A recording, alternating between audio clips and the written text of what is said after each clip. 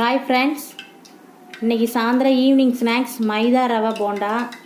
இதில் என்னென்ன போட்டிருக்கேன்னா 2 கப்பு மைதா, 1 கப்பு கோதுமை மாவு, 1.5 கப்பு சீனி, ஏலக்காய், கொஞ்சோண்டு சோடா, ஆப்ப சோடா, ஏலக்காய் தட்டி போட்டிருக்கேன். இப்போ பாதி பால் பாதி தண்ணி ஊற்றி நல்லா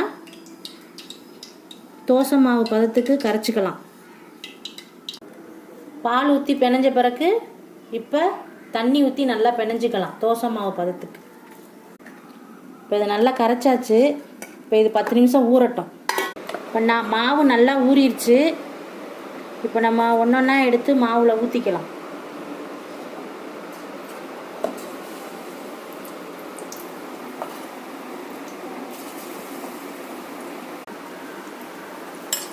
ஹாய் ஃப்ரெண்ட்ஸ், இப்போ பலாரம் நல்லா சுட்டு வச்சுட்டேன்.